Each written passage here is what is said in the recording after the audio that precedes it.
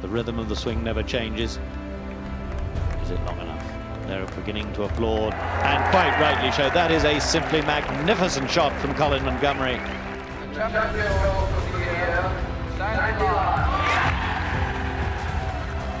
Laurie's the winner. Not a million miles away, is it?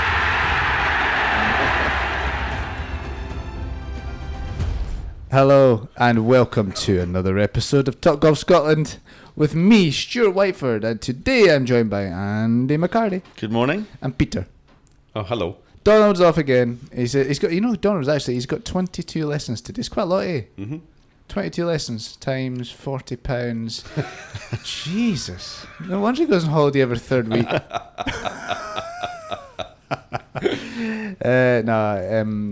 Donald's not here, unfortunately. He is busy, though, very busy. He's working less days, though. He's taking an extra His day. mattress is getting taller and taller and taller.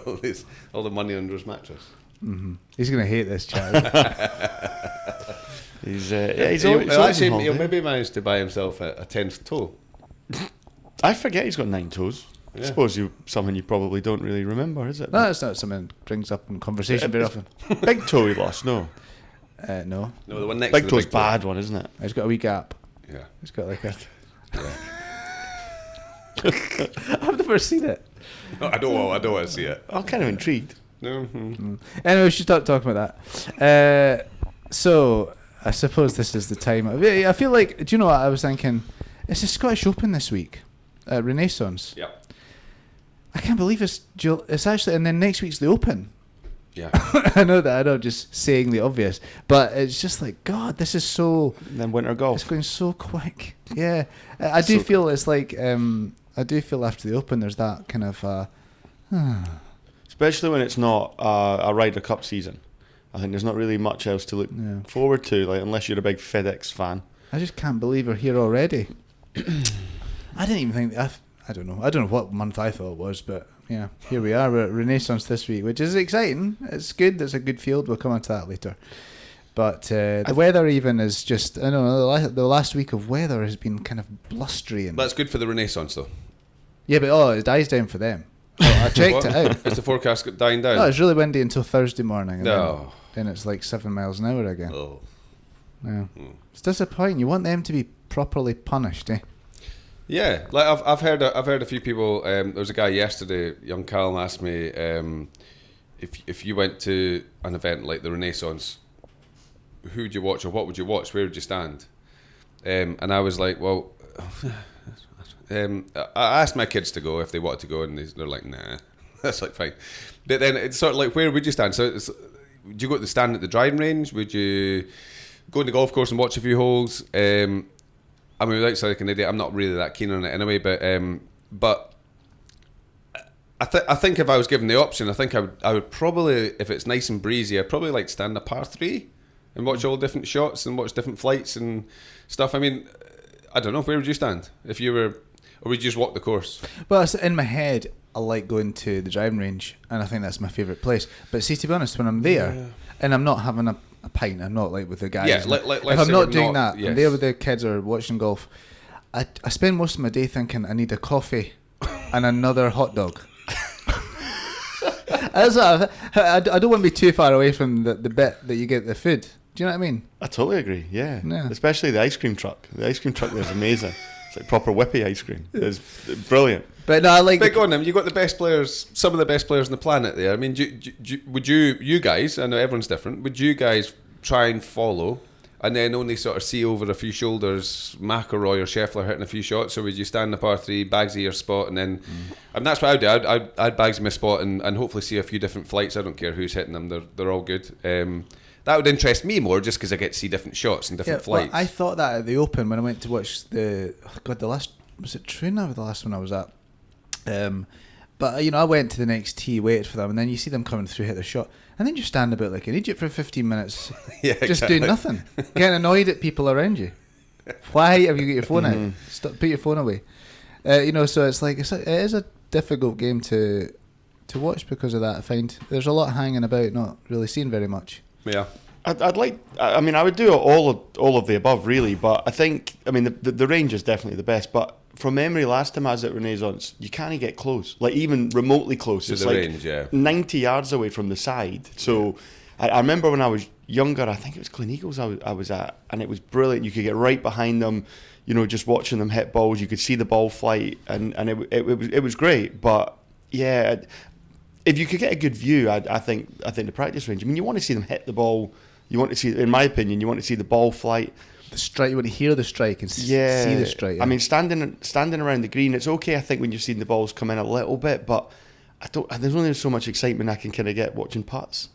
I wouldn't stand in the putting green. I find that extremely boring. I find the range, I mean, I've done it before at the Open, although it was just out the beer tent onto the range, and that was as far as I got. But on the range is one thing. I like seeing them under the gun, what shot they would hit. I mean, everyone on the range looks amazing, don't they? And you can't pick who's playing well and who's not playing well. You just kind of like, they're all amazing. You said last time you were there, Stuart, that I think it was Dustin Johnson or somebody who was scabbing it away in the range, and the boy next to him was flushing it, and come the end of the week, DJ's up the top, and whoever it was way down. I stood on the 10 11th.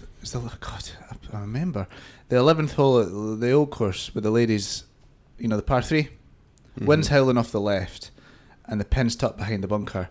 And I watched them hit those fairly long irons into that, and I enjoyed that, and it made me appreciate how good they were for that one shot, because I was standing there thinking, this is a tough shot. I'm not liking this shot.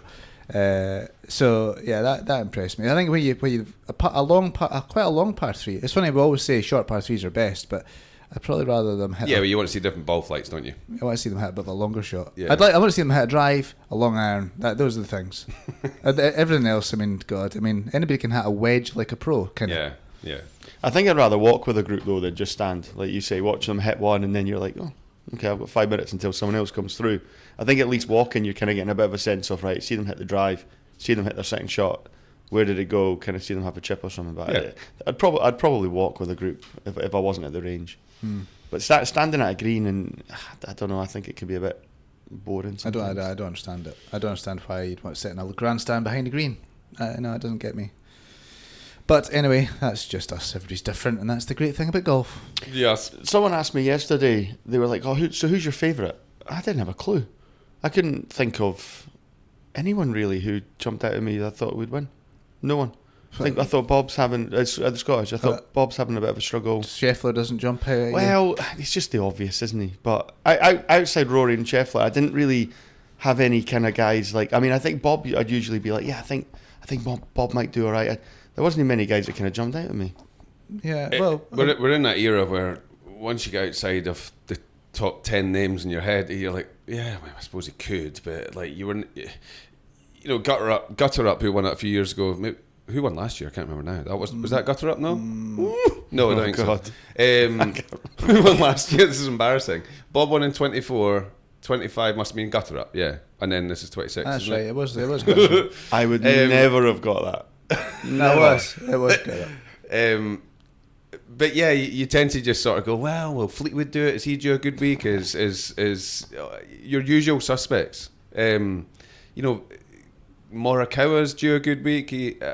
I think there's I just find it hard. I find it hard as a spectator to look at outside of the world's best. I really do. I find it hard to pick an outsider. I'm like, well, any one of these guys is an outsider who can do well. We have very short memories. Grant Forrest could come through and win it as a massive outsider. I don't even know if he's playing. You know, Scott Jameson got an invite. Anyone can do it. It's very unlikely, though. I think it's extremely. But yes, if they have the round of the week of their life, they could do it. But I don't know. Koepka, if he can putt like anybody else in the field, he could have a good week. He's got no real form, though. His long game's got form. He's up there in terms of like tee to green shots. I want to see results. I know, potential. Shocking, isn't it? Get the mallet in. Yeah, but sometimes when people's putting isn't perfect, I kind of feel links golf can maybe just flip you around a wee bit. It's different, isn't it? Yeah. The greens are a wee bit slower. Everyone's putting from range a bit more because it's harder to get it close. Maybe not Renaissance, but you can mask it a little bit more, I feel. Joachim Niemann's had a couple of top 10s recently in Europe. Yeah. And I know that he is probably a shoe-in for a top 10 in Europe nowadays, but he is a guy that's playing well, and I could see him coming through. John Ram, usually. Yeah. I said to you the other day, didn't I, Pete, that I watched a couple of videos of Joaquin Niemann, and he absolutely bombs it. I don't remember him ever being a particularly big hitter, but I mean, he was like 190 ball speed. I just I just thought he was this wee tiny wee Chilean guy that didn't really hit it that far, but he was. I mean, he rips it for. Yeah. Such a I'm saying a small guy. I mean, he's probably 6'1". No, he's probably 6'3" or 6'4", but he's skinny. He looks really small. Does he not? Nah, I think he's taller than what you think when you get him. Okay. Maybe not. I don't know what you think, but I'm pretty Well, sure I he's thought quite like tall. 5'6". No, maybe. I mean, I didn't think he was much taller than Rory. I thought it'd be about 5'9" ish. I don't know. I don't know his measurements, but I imagine Okay. he's taller. But than what you think. he rips it, and he looks like he's one of these guys that he's given it everything he's got as well. Like everything he's got. I was quite impressed with the way he was hitting it. But I'd like to than see big ones. Chikara doing it. I'd like to see him doing something good because he's one of these guys that's almost dominating European Tour at the moment. And he's won 3 times now, but when he wins, it just blows them away. I mean, that last win he had a couple of weeks ago. And he's that guy. He's got his wee pot belly, and he's got his wee his own golf swing. It's not like one of these modern, perfectly manicured golf swings. He can play. He's got a long putt. Everything he does is his own way. I would like to see something like that do it when the big boys are in town, if that makes sense. Because he's going to be another one of these guys that, this is what I said last time in the podcast, that the European Tour, we're going to lose him to America. Whether he does well in America, we don't know. But again, you're just going to lose that dominating factor in the European Tour again, and it'll be another clean slate again next year. So this is terrible, and everybody's going to be laughing at me from home because I'm meant to be, running a podcast here. So we lose our top 10 guys, but the PGA Tour's changing its formula, sort of, in that they're having 2 tours. They've just created a new tour. Although, having said that, there was already 2 tours. Yep. The John Deere Classic was in Tour B, whereas the Memorial's in Tour A. The ones that Rory plays in versus he doesn't play in, basically. So, but I take it our top 10 guys will get into the B league, the sort of, what do you call it? Yes, the non. I would Division think 2. the D2 one. Yeah. D2. Yeah, I don't know. It's interesting. I like the Shikara guy. I haven't heard a lot of love for the guy. Is there something out there that I don't know about? No. Why is nobody giving him the love? I've never heard anyone say a bad word about him. But It's a good point though. I don't think there's any. Like I watched a little bit of the golf last week, and I saw him. If I hadn't seen him, I wouldn't have heard of him. Like I don't hear a lot of people really bamming him up. Like he probably should be getting. the South Africans are still dominating the European Tour at the moment. They're coming through all the time. But yeah, like Chikara, I don't know. I don't know about Chikara. I just don't know. Do you love him? Have I got love for Chikara? Mm-hmm. I don't. No, but I don't dislike the guy. No, okay. I'm just taking it too far. Shall we sort of go back in time and say Andy? This part of the show makes Andy nervous. He cringes. He doesn't. Every time. It's like he doesn't even think about it in the car now he hears something. Yeah, he You know, knows he- the question's coming. Andy, what have you been up to? I would say I'm a pretty cool customer. I don't get I can't think of the word now. Flustered. Now I'm getting anxious.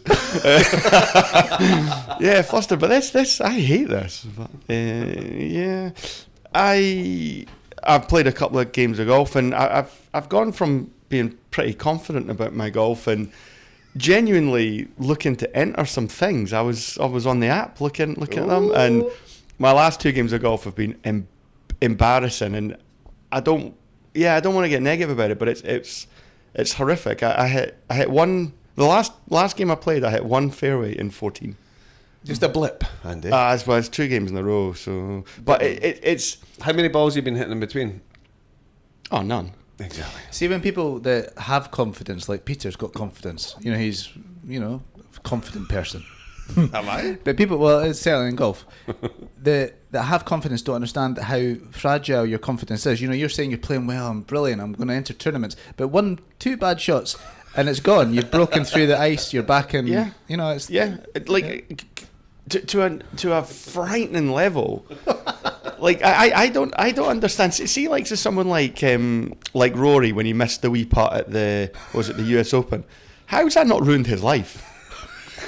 how can he possibly have plays the Masters a couple of years later, and relatively, I mean, holds it together? How does he do that? I would just retire at that point. Do you know? I watch tennis players, have a double fault, and then they'll miss the first serve, the next serve, and I think, how do you even get over this? You hear the crowd go, ooh. How do you now pull the trigger for this next second serve and not think all the negative things in the world? I think that all the time in tennis. Tennis is full of moments that require so much guts and confidence that I struggle as a person that's got zero to understand how they actually don't just freeze. The only good thing about the majority of shots in tennis, I think, like the serves may be a little bit different, but the rest of them, it's faster, isn't it? You don't have quite as much time to think.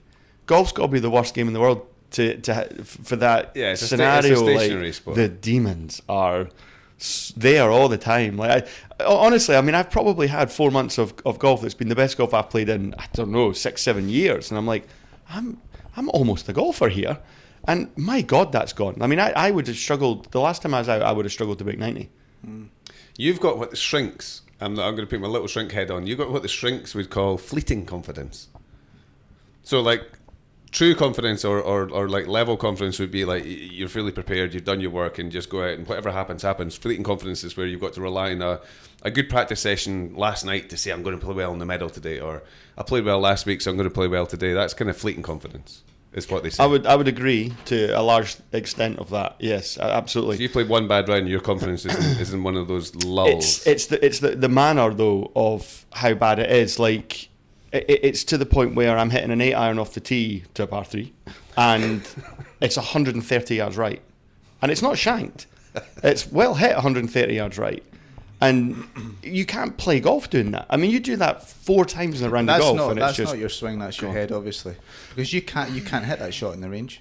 No, I physically can't. I said that to Pete. It's like my body feels like it does something that I don't know what it does. I'd love to have one of those on video, but I've never hit that shot in the range. But I'm not. I can absolutely say in the last 2 rounds, I'm not standing over one of those shots expecting it to happen. I'm over the next one thinking, yeah, I've got this. I don't think that'll happen again, and it happens, and I'm like, Jesus Christ! But I know back 10 years ago, I'd be standing over that going, I know this is happening. I know this is happening. I know this is happening.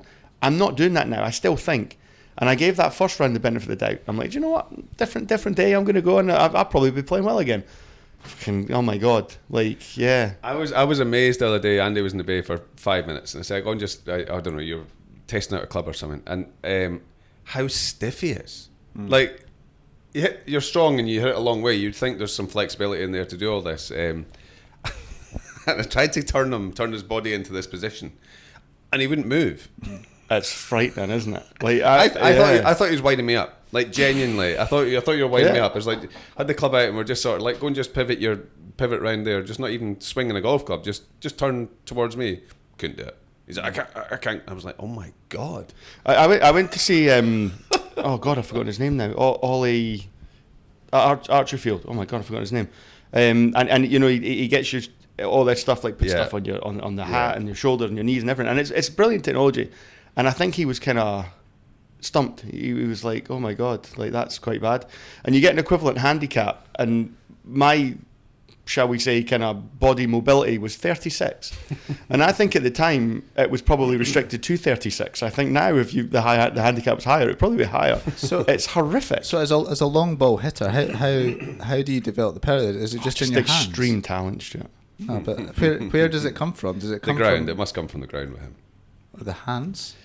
Well, the hands have got some speed in them, I feel like if I can really sort of load the backswing, get a big rotation. You just told us you can't. No. If I try, for me, what would be classed if I feel in my head like I'm swinging it like John Daly, I'm probably a little bit shorter than John Ram, but I feel like I can hit the ball quite far and straight, and I time it quite well. But it's an extreme struggle to do that. And as soon as I have even that slight lapse in concentration and I don't rotate, my God, it's off the planet. Or I'm flat topping it across the ground. Well, if you've got fleeting confidence, I've got fake confidence. Because I'll come through from the bays and I'll tell them, I found it. I am awesome, brilliant.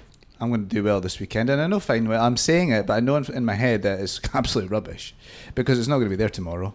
Or even if I go back to the bay now, it won't be there. It'll be gone. I actually, during my last round of very bad golf, I was actually finding myself getting very angry at you, Stuart, because I'm picturing you sitting there going, "Oh, I hit the ball rubbish today. Shot 74. Who wants to shoot 74 hitting the ball that bad?" And I was getting furious, absolutely furious, the way that I'm hitting that ball and not even being able to break 80. Yeah. And I felt a lot of anger towards you. Oh, well, that's good. That's good. Peter, what have you been up to?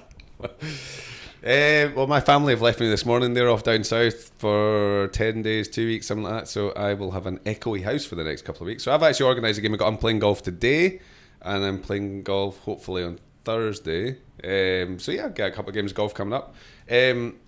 I played golf once last week, I think, with Donald and a couple of other people, and that was good fun. I didn't play particularly well, but it was fine.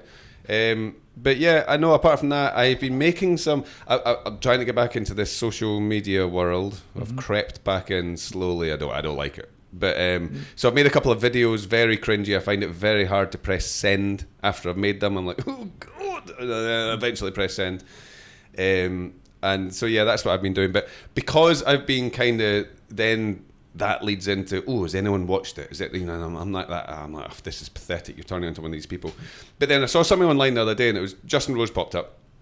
Nothing out of this world that I didn't know, but it was just it's because my son said something. So Justin Rose popped up and just went on about his normal day, and he sort of wakes up and he goes to the gym a wee bit, then gets to physio, then goes and plays his tournament round with his coach standing there.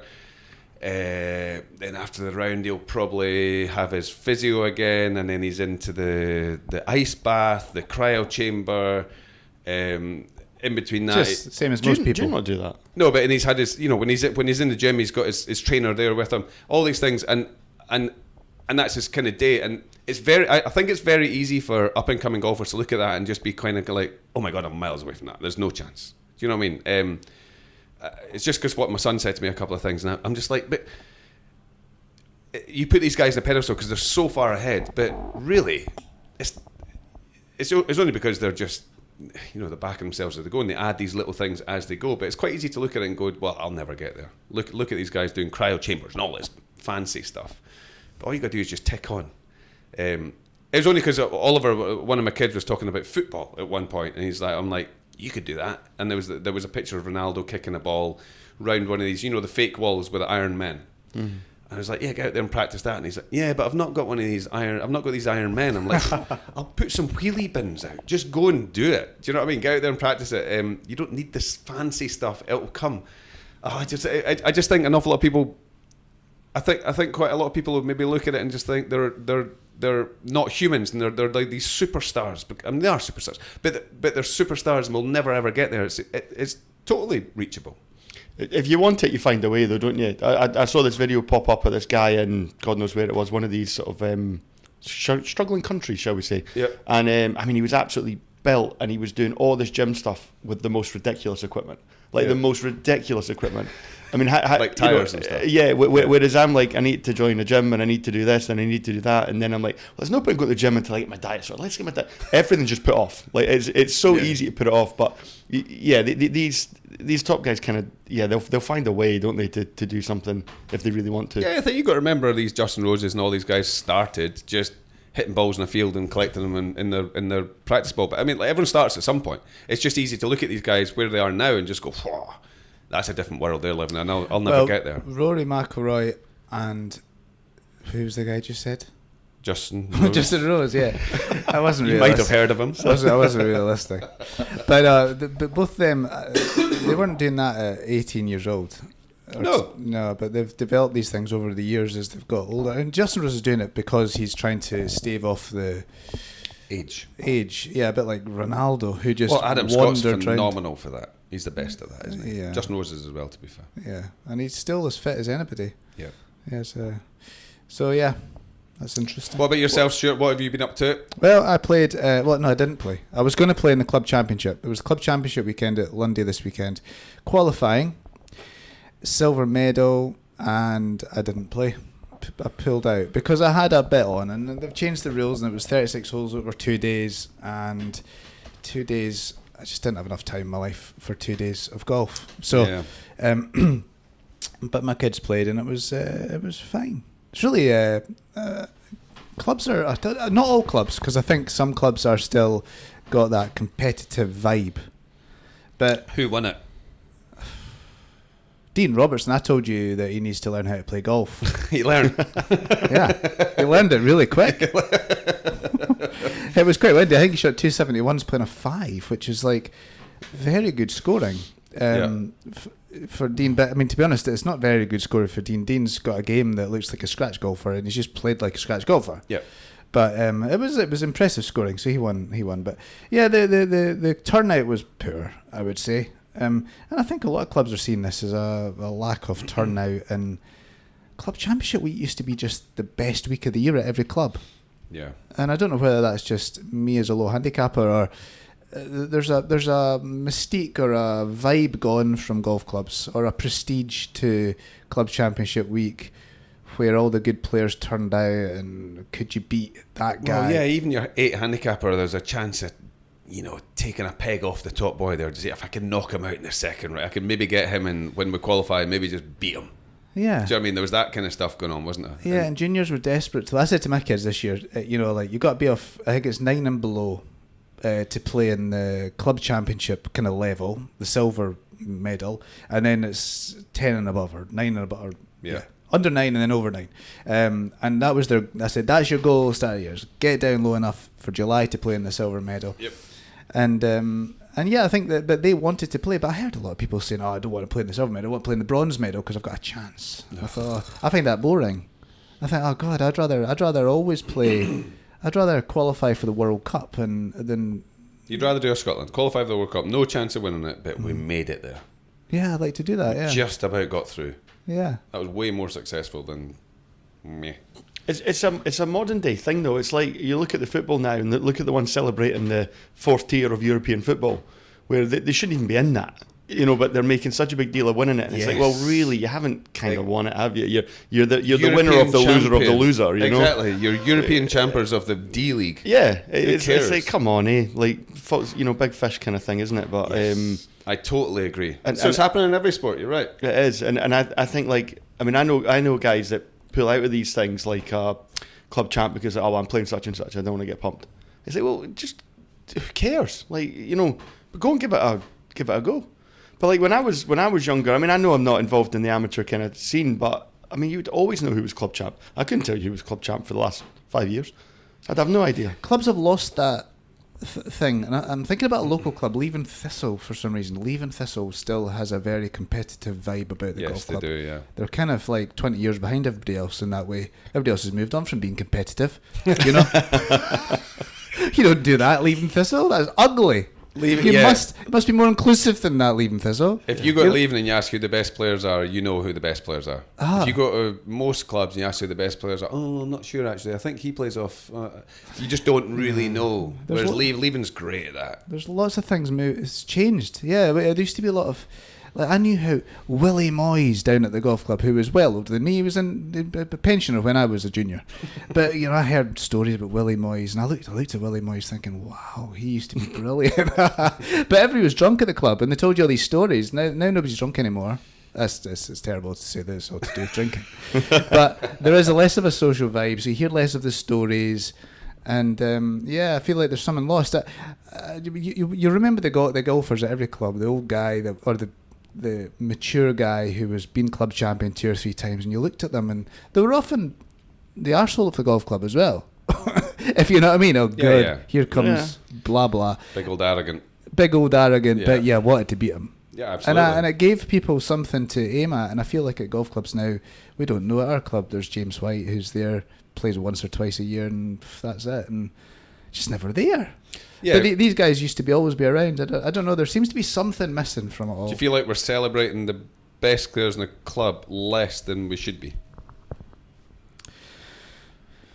I realise it's inclusive and you need everyone to be, that's why handicaps are great, and that's why golf works over most sports, because everyone can compete on a reasonably level playing field. But if you're only celebrating the net scores over the gross scores more, then it's taking away the guy that's tried harder, put in the hours, put in the graft. Yeah, gross scores are. I don't know whether clubs are still doing divisions. It doesn't feel like. Well, my club doesn't really do divisions anymore. So I saw back on the handicap thing. I saw something like a 0 to 5 handicapper is 10 times less likely than a above 20 handicapper to beat the handicap by 6 at any time.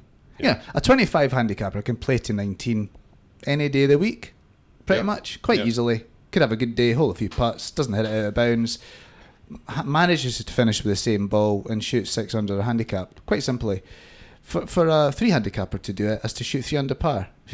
And a 3 handicapper never shoots 3 under par, ever, really. 5 handicapper hardly ever shoots 1 under par. Or a Scottish golfer hardly ever shoots 6 under par. So it's funny how the handicap system is there to make it even, but it's not even, is it? And I hear a lot of a lot of low handicap golfers nowadays more than ever saying, I'm not playing in anything. I'm not playing the medals. There's no chance of winning. Totally agree. And I used to say, well, that's not why I play in medals, because I don't play in the medals to win the prize. But actually, there's a lot of people that are there to win the prize, and if they feel that they've not got a chance, they're not playing. And I saw a lot of people, and there wasn't very many people playing. I think there was by the end of Sunday in the club championship qualifying, maybe 40 guys playing. That was it. Maybe even 38. That was it out of the whole club. But you used to so when I was an amateur, and let's say there was the monthly medal on. I was the same. I didn't care if I won the Shmin Salver, whatever it's called, the monthly medal. But if you put in a half decent score, so say you were young and you shot, I don't know, level par, the guys at the club knew, and they would everyone knew you had a good score. It would have been in the paper. Well, yeah, okay, we don't have those anymore. But everyone at the club knew, and well done for a great score last week in the medal. Or whatever. It doesn't matter who won it, but they celebrated the good scores, I feel. Whereas, you said the other day somebody had a very good score at Lundy, didn't you? Well, James White had a 64 at Lundy and a medal, and it wasn't just he just turned up, played a medal, shot a 64. What's that, net 73? Yeah, he plays off +6. I think it was +7. It was course handicap was +7. But he shot 64. He finishes 16th in the medal. Nobody knows about it because it's not anywhere. It's not in any results. He finishes 16th. Tough luck, James. No good enough. That should be celebrated. Well, he can't. But I realise what some people are saying. Well, why is it celebrated? He played to his handicap. Well, he played 1 under his handicap, whatever that was. But it should be celebrated because it's what is that? It's a couple off the course record practically. I mean, it's phenomenal golf. Phenomenal golf. But like you said, 16th. Well, better luck next week. I'm seeing. I mean, as you say, I think there's a place for handicaps. Are great. To come up with it, I've just slagged off the system because high handicappers have a better chance to win than low handicappers. And I think it's proven probably, but to come up with a system that actually works is impossible because a 25 handicapper is much more volatile in what they're going to shoot than a 3 handicapper.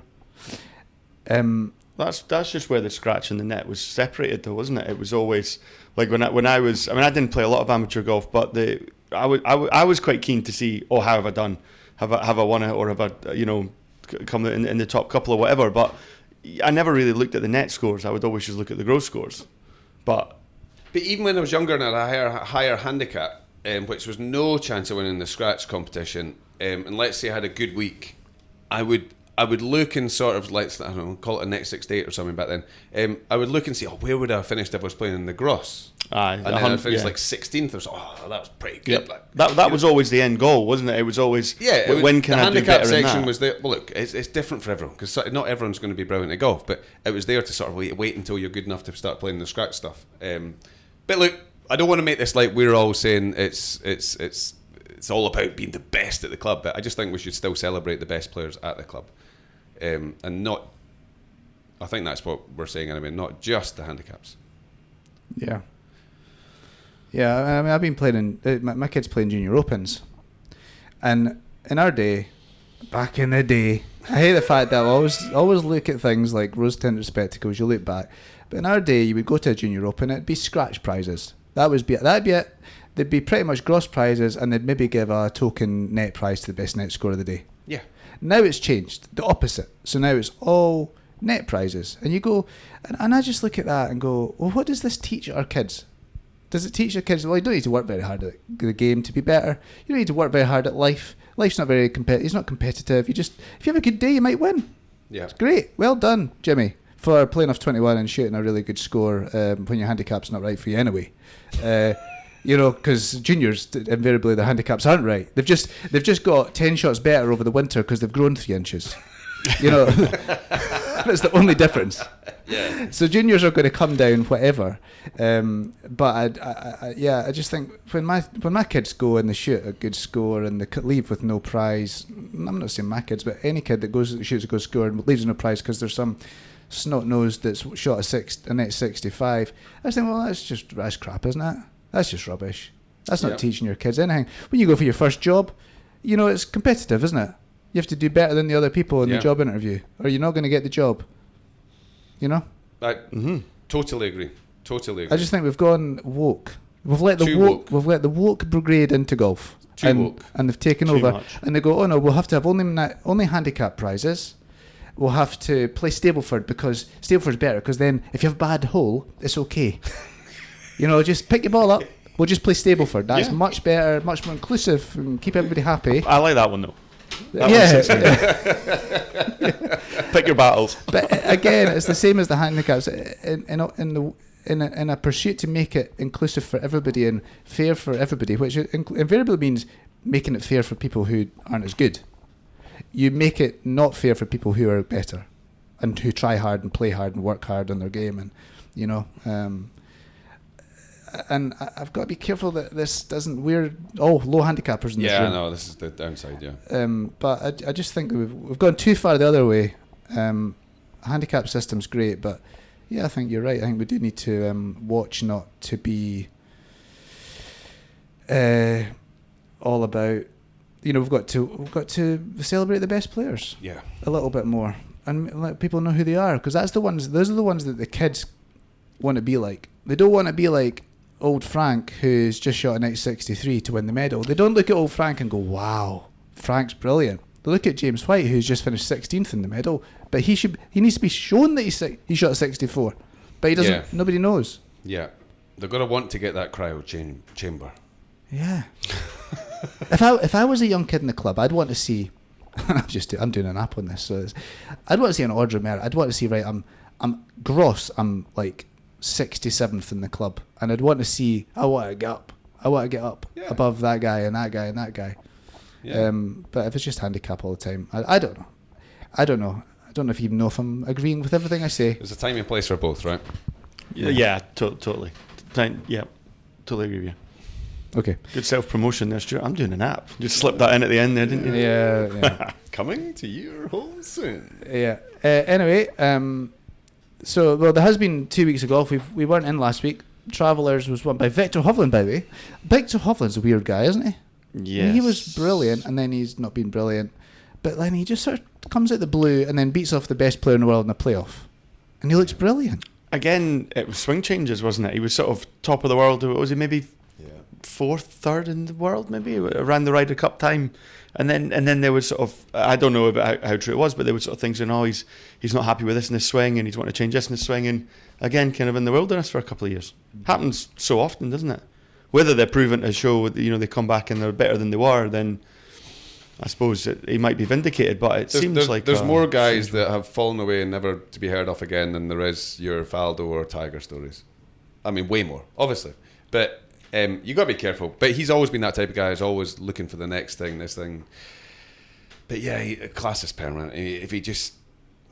he's a class golfer. We need him. The game needs him. The game doesn't need him. He's good for the game. He's great for the game. He's smiley. There's nobody that doesn't like Victor Hovland. I've never met anyone that doesn't like Victor Hovland. Good for the game. So yeah, if you can just stop changing your swing. I watched an interview with him the other day, and he comes across as a great guy, quite a very honest guy, and he was kind of saying, I'm hitting shots that I didn't know I was capable of, in a bad sense. And he's like, I have no understanding of where these shots are coming from.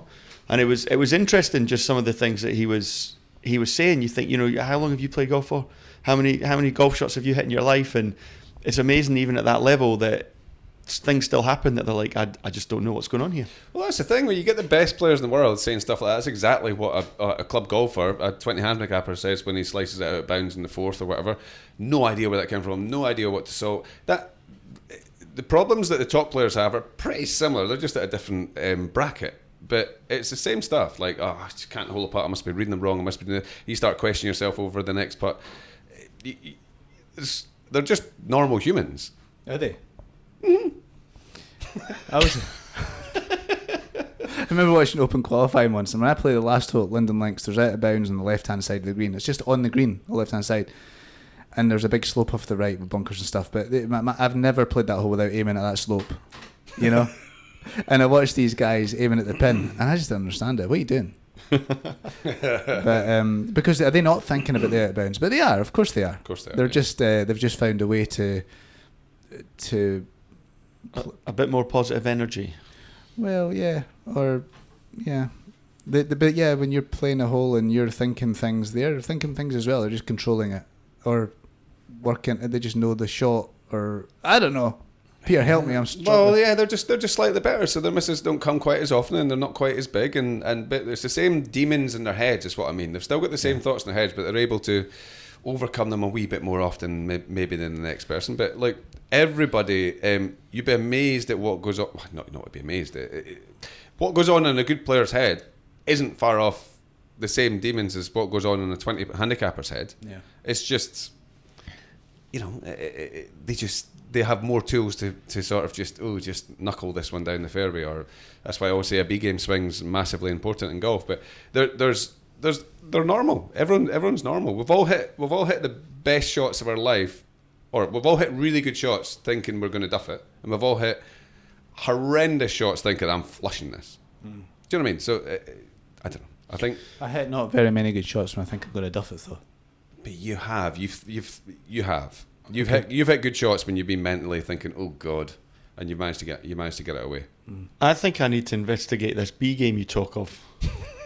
I'm quite intrigued by this because I think I'm missing a few letters of the alphabet in my game. It seems to be A or F. Maybe X or something. Yeah. Be nice to have a B game. I think B game swing is I try and teach pretty much all my pupils, if I can, to have a B game swing. How far down in the alphabet have you gone during a round? Oh, I go quite far down the alphabet. But I just mean, like, you'll hardly ever rock up with your A game. So you need a B game swing to get yourself in play. So Fitzpatrick's is the easiest one off the tee. So he's got that low squirty, like really low, like squeezer. Tiger had it with his 2-iron. McIlroy does it with a fade with the driver. You could go through a bunch of people and name the B game swing. I think not enough people have it because there's certain tee shots you're just not going to be comfy on. And it tends to be a tee shot thing. There's an iron thing as well. People B game, they'll probably bump it back in the stance if you hit them more punchy. Do you know, I was at the Ely Boys Open yesterday at Ely, and strangely funny that. Yeah, and do you know the first hole at Ely you hit up over the hill, and there's out of bounds cutting sort of on the right hand side, cutting kind of sneakily far in sometimes, especially because your tee shot's kind of aiming almost towards the out of bounds because the hole kind of goes left, and then there's deep rough on the left, but wind's howling off the left. And I'm watching, I'm thinking, I almost said, I don't want to stay and watch your first tee shot here, Michael. I'm just going to go. But I didn't want him to know my thoughts on this tee shot. They get on the first tee. You're going to ruin your child. It's like dropping him in shark-infested waters. I didn't really want to watch this. I'll be back later. I can't watch that. Oh my God. But then the old boy in the first tee comes up to them and he says, right boys, there's out of bounds all the way down the right, so you want to aim well left of that marker. That's what he said to them. I was like, oh, for God's sake, he just said what I'm thinking. Now they've got no chance. At least you had the decency to hide it. Yeah, well the first boy teed up and he aimed left just as the guy on the tee was saying, and he drew it a wee bit, and then the boy says, well, you can hit another one. I don't think you should be saying anything to them really, like. No, but kids don't need to learn. They'll learn that stuff on their own. But God, I was terrified. And Michael managed to hit a good one actually. It didn't come from me, the negative thoughts. But yeah, tee shots are terrifying for me. Anyway, so Gottrop won the John Deere, as you mentioned. He's won 5 events, as has Rory. and Scheffler's won 10 since July 2004. So he's up there with the most wins July in the world. 2004. It's a long time. He's technically one of the big boys now, isn't he? He is, but he's not really, because he doesn't.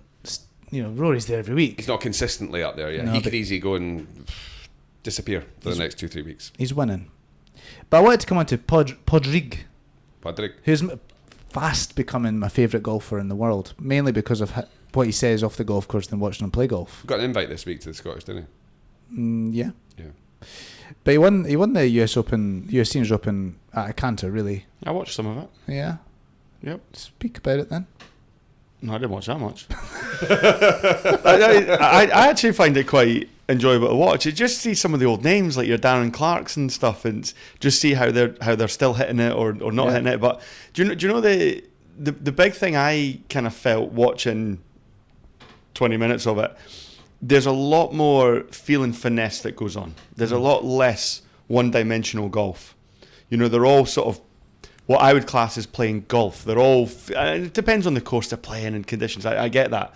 But it's a lot less just rip it with one swing and kind of see where it goes, as, looking to feather it in here and hit cuts here. They all look like they're manipulating swings. Never look really like they're kind of swinging it the same 2 times in a row. Do you think that's a generation thing? I think it is, yeah, without a shadow of a doubt, I think it is. I really enjoyed what Padraig said afterwards. I think he said it afterwards. He was asked, what advice would you give to the young golfer nowadays?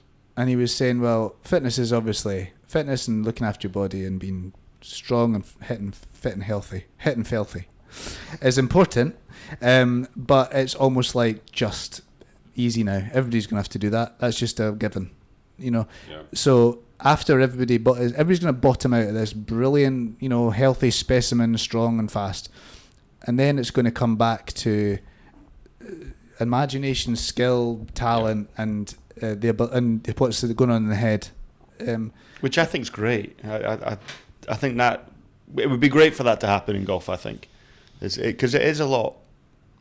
You still see the best players in the world are still artists, right? They still hit shots. I know on TV it looks like they're just kind of one-dimensional to a certain extent, but there's still flights and strikes, and actually when I've seen quite a few of the half-decent guys that haven't quite made it yet, and I'm just like, that's what you're missing sometimes. It's just that little feely shot. They try something slightly different here, like, come out your comfort zone a little bit, obviously maybe not in a competition, but I feel like the artists will still prevail. And that generation, they were all artists, right? Now there's less, but they're still at the top of the game today. Well, being long has probably helped a lot of players. Everyone's long now. It's the same as the gym thing. Everyone's fit. Mm-hmm. Everyone's long. There are no Corey Pavins anymore. Everyone's got those 2 things already. It's still. I mean, we keep talking about it, and Donald would be sitting here saying something different, probably. I don't know if he would. Sorry, Donald. Move on. But like when you do see somebody like Shikara with a bit of a belly on him, it's kind of you think, oh God, aye, he's not looking after himself for an athlete. It's golf fitness, though, strange. isn't it? It's like most guys, right? You could have a guy that goes to the gym 6 days a week standing next to him, and he'll be shattered after playing 1.5 rounds of golf. Whereas Shikara, whatever his name is, it's kind of golf muscle memory, isn't it? I mean, these guys walk miles and miles and miles. Okay, he's got a bit of a belly, but that's what we've always said. John Daly's golf fit. Was he really? Even Gotterup's not exactly in great shape, is he? Strong guys. Straka, guys like that. Strong guys, yeah. It's not. It's your mind goes first when you're tired. It's the first little mental error. You forget about, I don't know, the altitude. You forget the wind. You forget about the temperature. You forget about something small like that happens first, and then eventually maybe your legs get tired. If your legs get, Tiger always said that. If I'm not, I think he didn't. It was a rain delay, blah blah. He had to play 36 holes one day, and the commentator's like, blah blah blah. Is that going to be an effort? He says, if I can't play 36 holes in one day, I'm not fit enough. I mean, this should be easy. This is why nutrition, I'm not going to bore you with any of this stuff because I was rubbish at it, but when you're hungry, it's too late. When you're thirsty, it's too late. All these little things, it doesn't make you a bad shot, but it'll make you just miss a mental cue on a shot. But you grew up without knowing this stuff, and you kind of had to learn it on the hoof, and you probably learned... a Mars bar and a Coke. You probably learned it too late. But when I see a guy like Shikara or maybe Gotterup, I always think that part of me in my brain is thinking, why are you not doing that then? Yeah. Why, if you want to be the best that you can be, why are you not giving it the best go? You know, you wouldn't get into the football team looking like that. You know, I know golf's a different game, but like, I wonder why they're not trying as hard.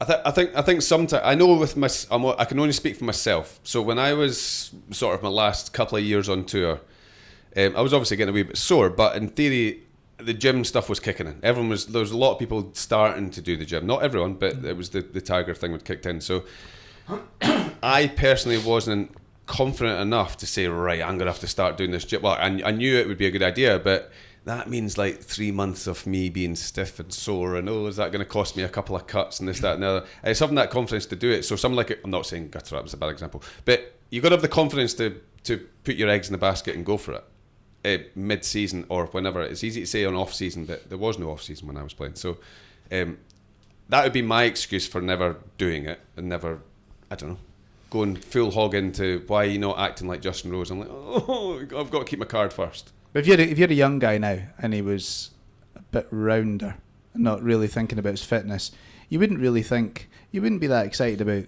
helping the young boy, you know, if he wasn't really.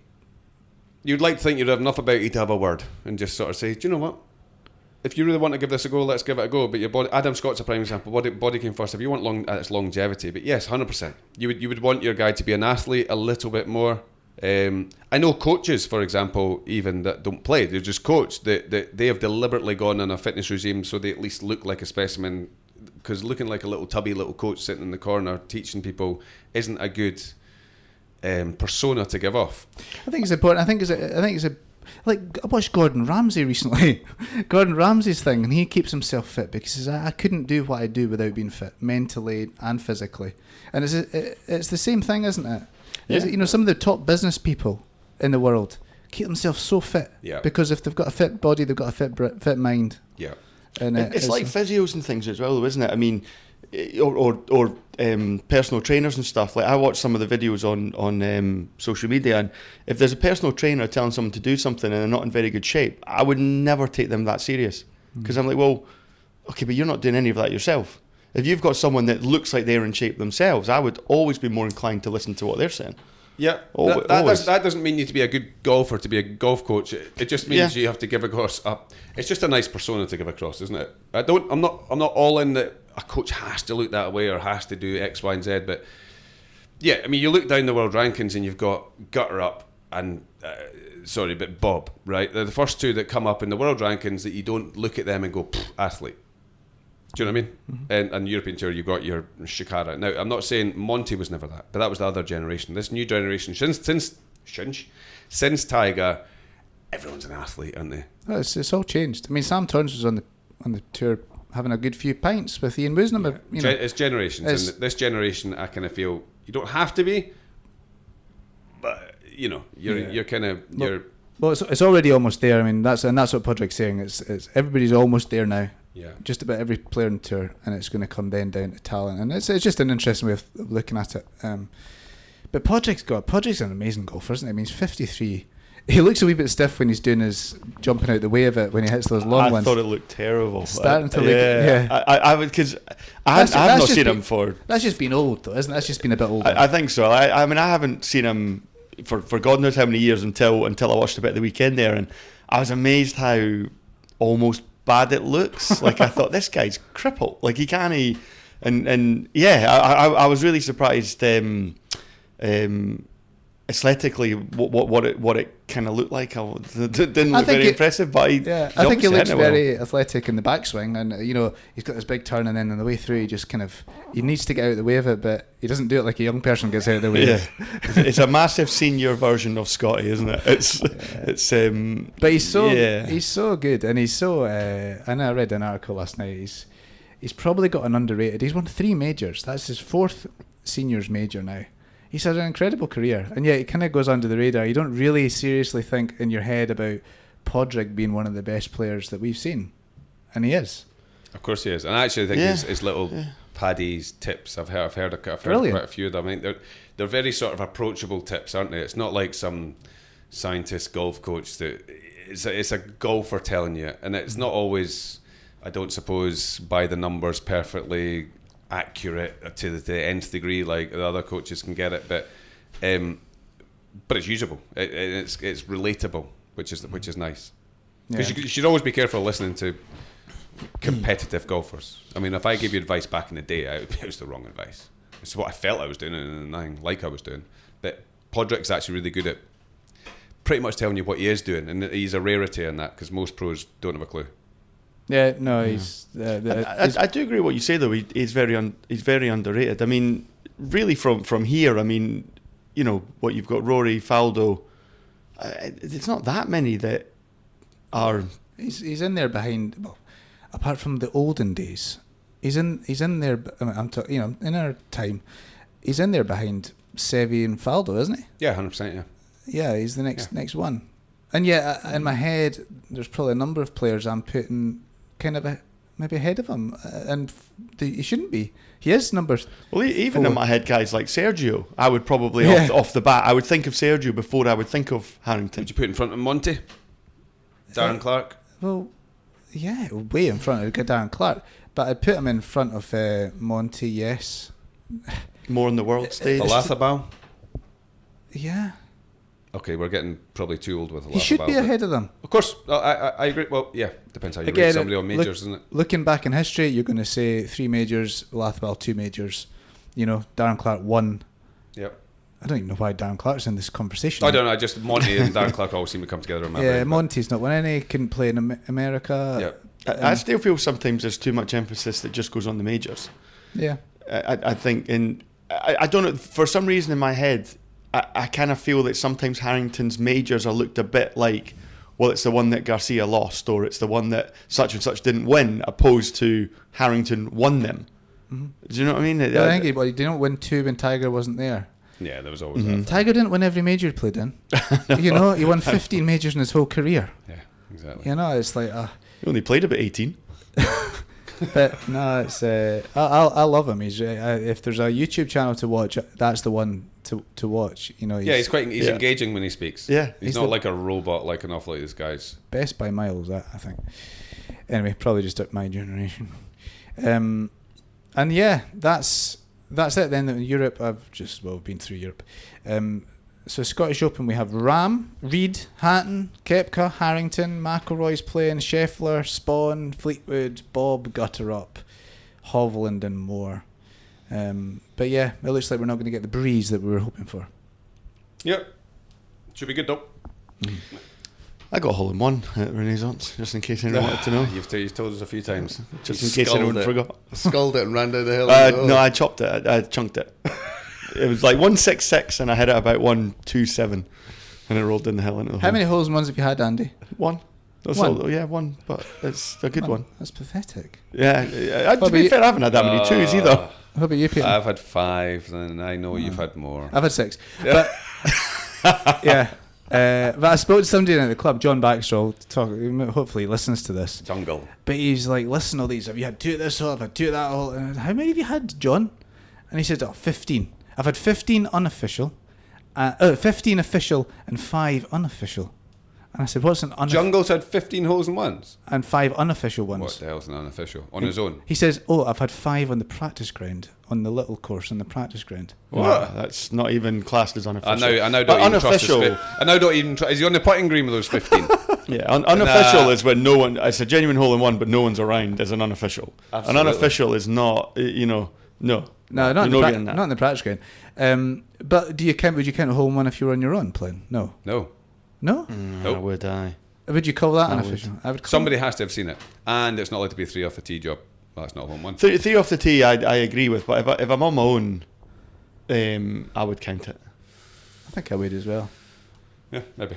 But you'd feel like it's always with the asterisk. But now I'm very debatable in Jungle's 15. Now we're chipping competitions. I mean, what is this? The most I've ever heard is 27. There was a guy in Perth that played. I don't think he was a particularly good golfer. He got 27 holes. Mark McNulty's had like 35, which is unbelievable. And it was Seve had none. I don't believe that. Do you? What, Seve or Mark? Seve had none. That's what they say. Yeah. I think it's Seve. I'm pretty sure it was Seve.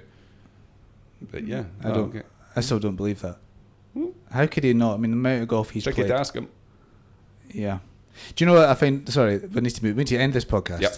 But the one thing I find really embarrassing is when we ask the question, what's harder to do, the hole in one, the 9-darter of 147. Yeah. It's just the worst question. From a golfer point of view, I find that really embarrassing. I know. It's hole in one's by far the hardest. Yes. Okay. We didn't even speak about Wimbledon. There's been too much sport on. Pete was itching about Wimbledon, weren't you? Yeah, golf's. It's hard to watch the golf because it's very. I love my football. I love my tennis. I love golf. There's so much sport. Rugby's been on as well. It's just like sport overload. What happened in the football? England won. I watched it. It was awesome. Last time we haven't had a pod since before the World Cup, I don't think, because we were talking about Scotland. Kicked it. Yeah. But anyway, let's get to teaching, and I'm off to play golf this afternoon. I found Portugal-Spain very boring. A worst game of football I've ever seen in my life. Why? No, it wasn't, but it was boring. Why do they look like they're not trying very hard? And then they try in the last 30 seconds because they've just lost a goal. And Ronaldo was embarrassing. I mean, Ronaldo, have you ever seen an older man just standing about? It wasn't embarrassing. I thought he just walked about. I mean, Messi walks about, but then he actually does something. But like, he just sort of walks about. It's embarrassing at that level, at that age, playing against world-class footballers. Isn't it? Like, it's impressive what he's done to get to that level, but he's not at that level anymore. Yeah, and it's a bit. Feels like it's like the Tiger thing. It's like I'll just retire. Just retire at the right time. I know he's still playing some nice football and. Well, he didn't pick himself into the team, did he? He's 41. Somebody else put him in the team. I think there's a time. I think there's a time where you become so big that, like, I didn't watch the game, but I heard a few of the pundits, and they were saying like the manager just did not have the balls to take him off, and it just seemed a bit too. Yeah, it's like the Ryder, Tiger playing the Ryder Cup, isn't it? I mean, maybe Donald Trump made the phone call to say Ronaldo has to play because Trump likes his foot. He likes his football. Stuart's like, move on. It was me. I started this. Yeah, let's get off here and go and teach. Bye. Bye.